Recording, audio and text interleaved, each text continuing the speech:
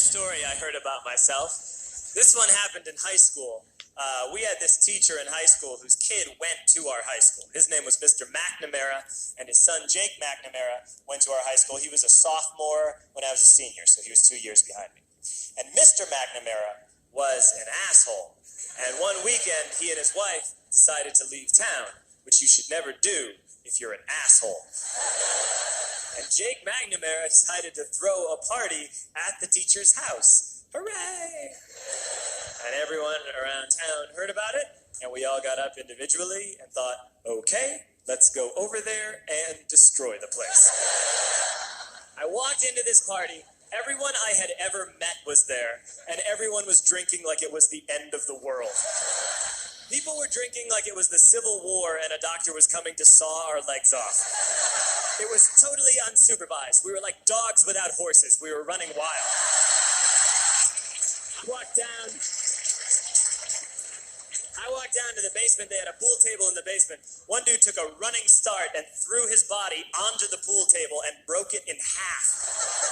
Another kid found out which room was Mr. McNamara's and went upstairs and took a shit on his computer. So the party was going great. I'm standing in the basement and I'm holding a red cup. You've seen movies. And I'm standing there and I'm holding a red cup and I'm starting to black out. And I guess someone said like, something police. And in a brilliant moment of word association, I yelled, fuck the police! Fuck the police! And everyone else joined in. 100 drunk white children yelling, fuck the police. With the confidence of guys who have like already been to jail and aren't afraid of it anymore. You know, that like, I serve my nickel, you come and take me confidence. But white children. The reason someone had said something police was because the police were there. So a Chicago police officer walked down the stairs and got to the bottom in the basement and looked out over a sea of drunk toddlers yelling, fuck the police, in his face. And he was almost impressed. He was like, wow. And then he leaned into his walkie-talkie and went, get the paddy wagon. And my friend John, who is now a father, this man now has a baby, he grabbed a 40, smashed it on the ground, and yelled, scatter! And everyone ran in different directions. We all ran in different directions. It was like that scene in Ratatouille when the humans come in the kitchen and all the rats go in different ways.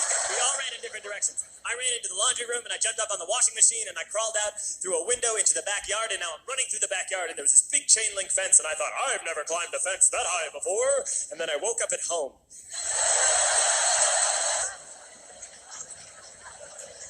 On Monday, I went to school because that's what we did back then.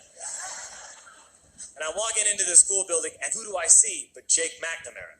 And he says to me, hey, were you at my party on Saturday?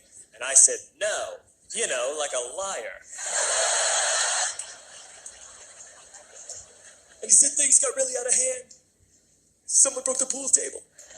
Someone took a shit on my dad's computer. But the worst thing, he says, the worst thing is that someone stole these old antique photos of my grandmother, and my parents are freaking out about it.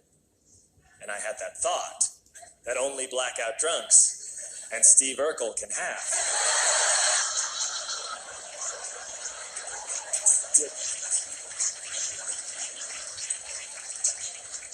Did I do that? I figured no, I wouldn't have done that.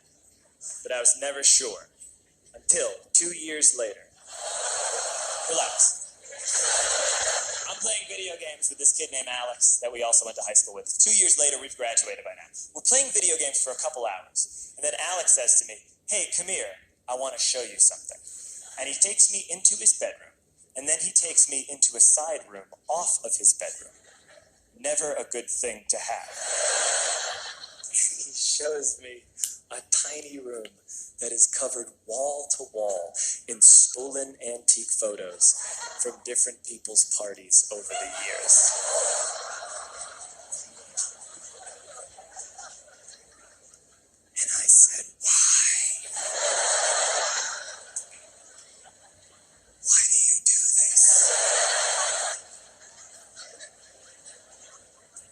Alex said, because it's the one thing you can't replace.